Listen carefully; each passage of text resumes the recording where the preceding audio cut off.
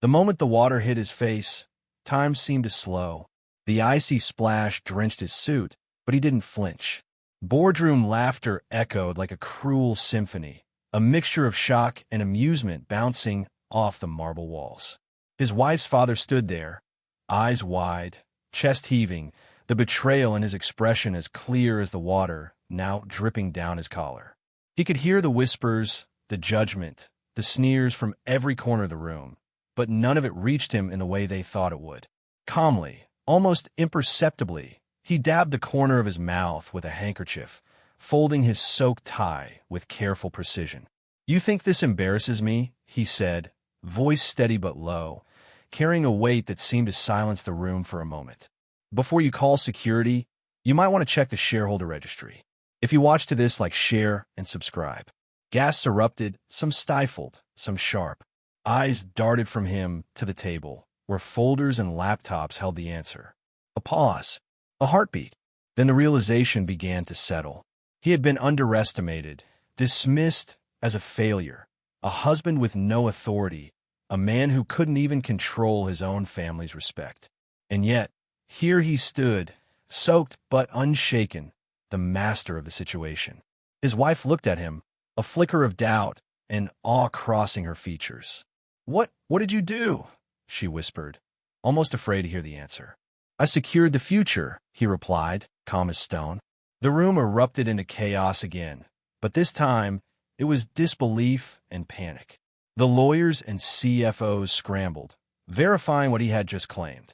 Each document, each legal page, each subtle maneuver he had executed over the past 3 years laid bare on the table like a revelation. He hadn't just planned. He had acted silently, leveraging every underestimated moment, every family arrogance, every slip of oversight. Over 3 years, he had quietly acquired the majority of shares, 51% of a company they had assumed he would never understand, let alone control. He remembered those years vividly. The quiet lunches alone, the secret calls, the meetings with brokers who knew him only as a figurehead. No one suspected the magnitude of his moves. Every time his father-in-law flaunted authority, he noted each weakness in their structure, every emotional reaction, every arrogance-driven decision. When the family celebrated new acquisitions or expansion, he nodded politely, took notes, and let the world see only what they wanted. A man adrift, harmless, content with mediocrity. "Impossible," one of the board members sputtered, shaking papers in his hands. "This can't be real. We control more than." He cut the man off with a raised hand. "You are looking at the wrong control. Ownership isn't what you think it is. It never was." The water on his suit no longer mattered. It was insignificant compared to the storm he had orchestrated silently. He could feel every eye in the room weighing him now, not with scorn, but with fear and reluctant acknowledgement. His wife's mother, who had spent years trying to undermine him subtly, opened her mouth, but no words came out. The weight of reality had locked it. He stepped closer to the table, letting the documents slide slightly, drawing the eyes of everyone present. "You all assumed that patience was weakness. You assumed that silence meant incompetence. You assumed that my interest in your wealth was merely familial obligation. You were wrong on every count." Minutes passed like hours. The room still vibrated with tension, but he remained steady. His internal monologue was serene, almost meditative. Let them panic. Let them flail. They have no idea what's coming next. After the initial shock, some tried to argue legality, but the structure was airtight. He had thought of every clause, every loophole, every contingency. He had designed this moment not as revenge, but as inevitability. There was no spectacle beyond the initial humiliation he had endured. The family had thrown water, thinking that act would break him. Instead, it had been the catalyst. His wife, finally finding her voice, stepped forward. How could you?" she asked, disbelief threading through her voice.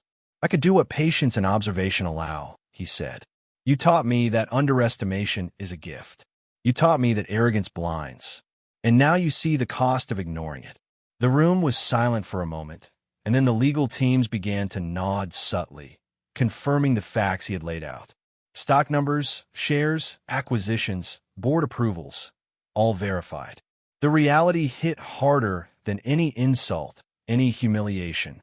He had not only survived the boardroom spectacle, he had turned it into a public demonstration of absolute control. Outside, in the trading rooms and news outlets, whispers began to circulate. Analysts were already piecing together the timeline of share acquisitions, trying to understand how a man dismissed as powerless could command such a decisive stake. The financial press would call it a quiet coup by morning, but in the room, there was no celebration, only stunned acknowledgement.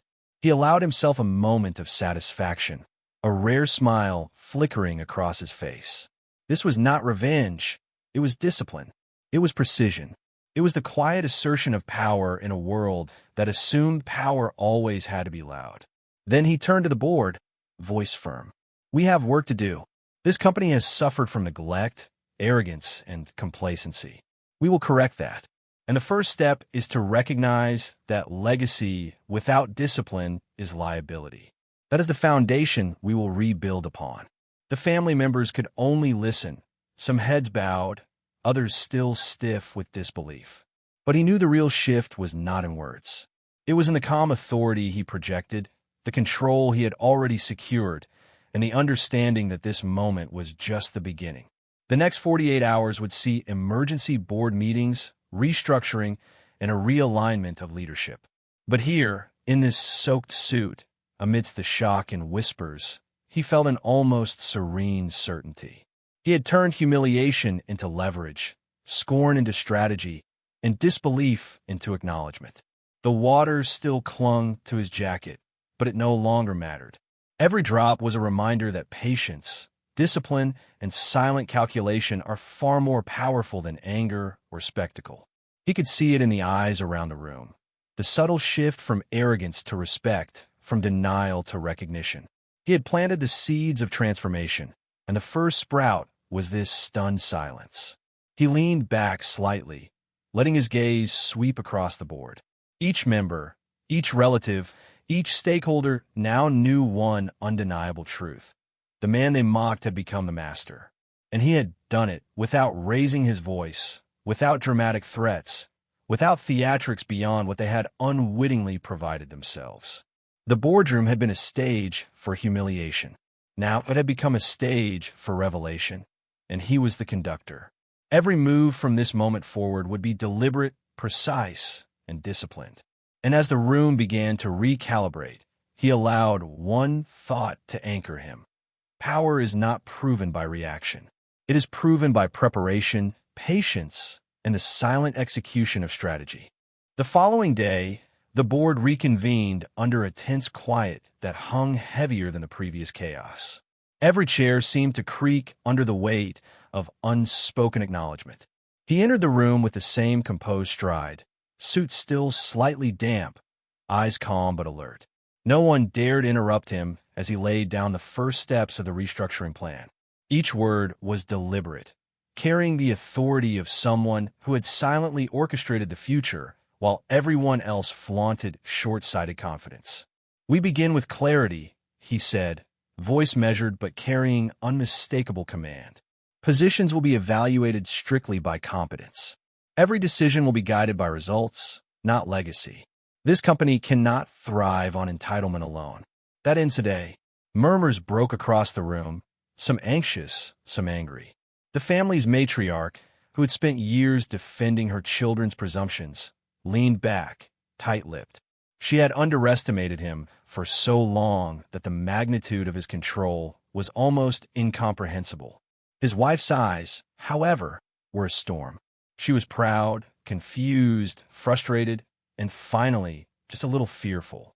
"You didn't tell me," she said, voice cracking slightly. "All these years, and you never told me?" He turned to her, calm, a shadow of something warmer flickering in his expression. "I didn't tell you because this wasn't about proving anything to you. This was about securing what should have been secure all along. Respect, not permission, was my first priority." The silence in the room grew, broken only by the shuffle of papers as the CFO confirmed the shares, the numbers, the legality of it all. One by one, the The board members realized there was no argument left. Every attempt at denial faltered under the weight of fact and preparation. The man they thought they could humiliate now held absolute authority over the company they had assumed belonged to them by legacy alone. Over the next hours, every detail was meticulously unpacked. He outlined a debt refinancing plan, consolidated underperforming assets, and highlighted key leadership changes. Every recommendation was precise, leaving no room for emotional pushback. "We will assess performance by metrics, not by family hierarchy," he said. "Nepotism will no longer dictate compensation or authority. This company's survival depends on discipline, execution, and vision." His wife's father finally found his voice, gruff and sharp. "You think this is discipline? You've taken control from your own family." He didn't flinch. "I've restored control to reality. Discipline isn't about anger. Discipline is about action. You all have had power, but power without responsibility is destruction. Now, responsibility guides action." Board members glanced at one another, some nodding in quiet acknowledgement, others clenching fists but silently recognizing the truth. Investors, analysts, and media were already buzzing about the quiet coup they hadn't anticipated. His strategy was already changing public perception, and the company's shares had surged quietly, reflecting confidence in his calm, disciplined leadership.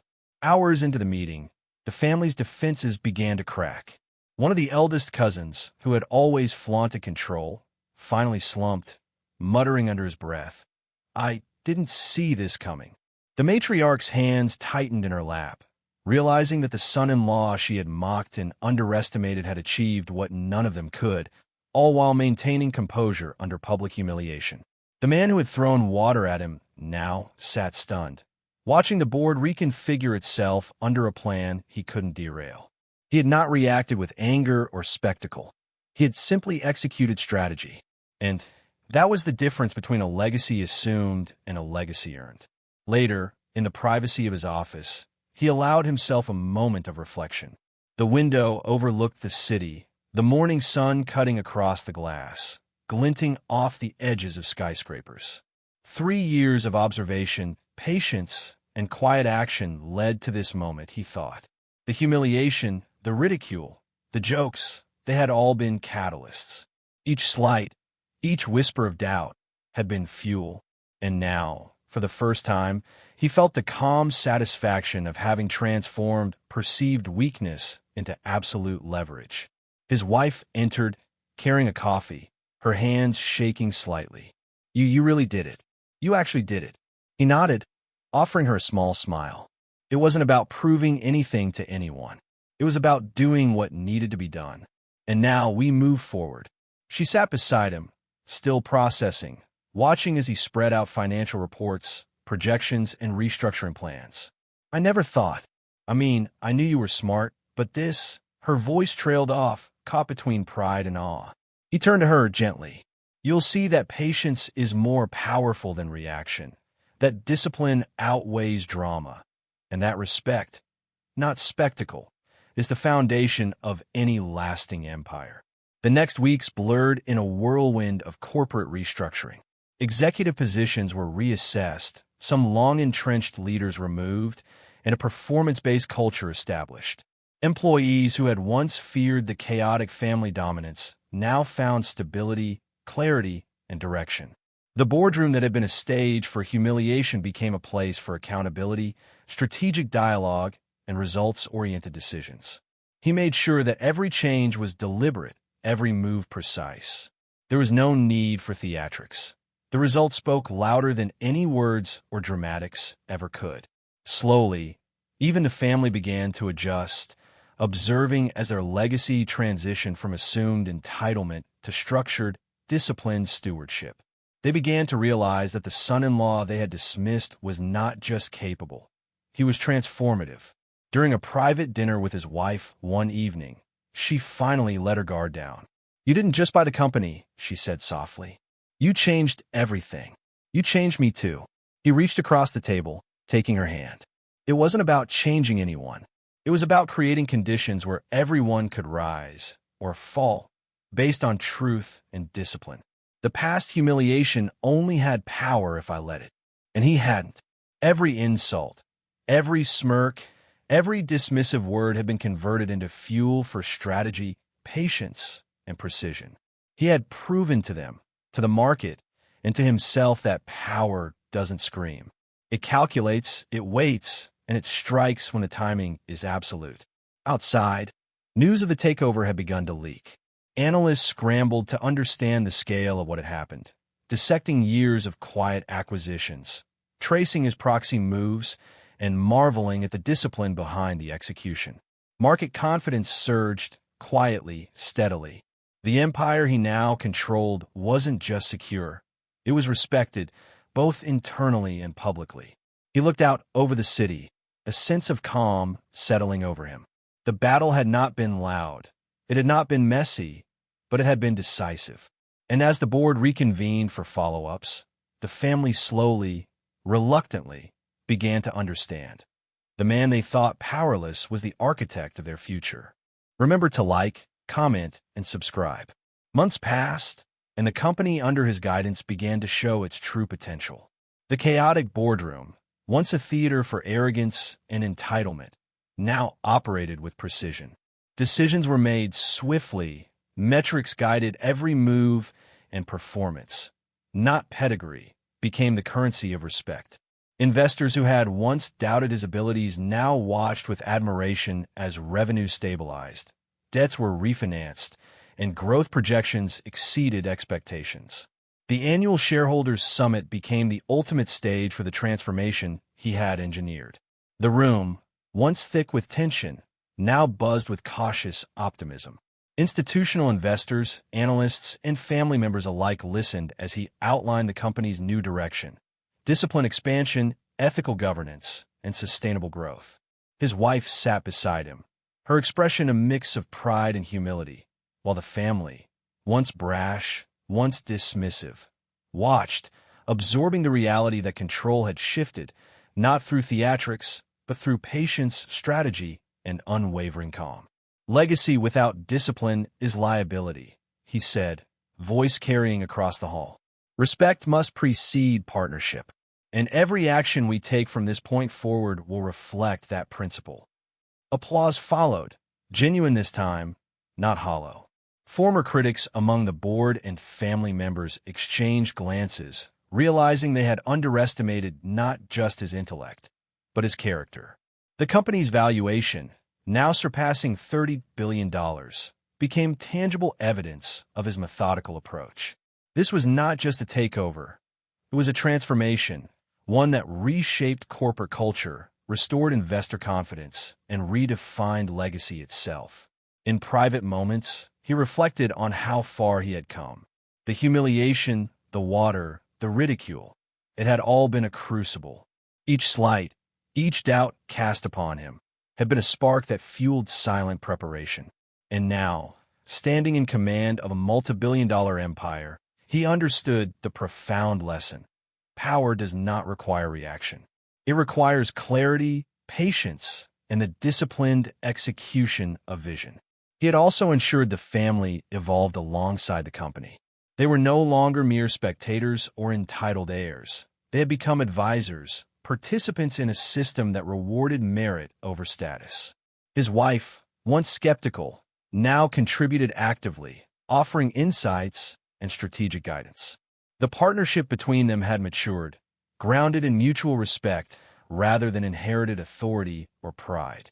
To extend the impact beyond corporate walls, he launched a foundation aimed at mentoring underestimated talent, providing financial literacy, and instilling leadership principles. It was a tangible reminder that wealth reveals character but does not create it, and that true power extends beyond ownership. It cultivates responsibility, opportunity, and growth. Years later, reflecting on the journey, he often revisited the memory of that boardroom. The water, the laughter, the humiliation, they had all lost power the moment he chose patience over reaction. It had been the turning point, the moment when underestimation became advantage, when ridicule became a catalyst for transformation. And in that quiet reflection, he knew the truth that had guided every decision. Wealth without wisdom is fleeting. Respect without action is hollow. And humiliation only has power if you allow it to. He smiled, thinking back to the faces of the family and board on that fateful day. They thought they could break me, he whispered to himself. Instead, they built the stage for my victory. The empire he now commanded was more than a corporation. It was a testament to discipline, foresight, and strategic patience. A $10 billion legacy had become a $30 billion powerhouse, and every step had been deliberate, every moment a lesson in control. And as the sun set over the city skyline, the man who had been mocked and dismissed finally allowed himself a subtle, satisfied nod. The boardroom drama had ended. The empire had begun, and the lesson was clear. Power, when wielded with patience and clarity, is unstoppable.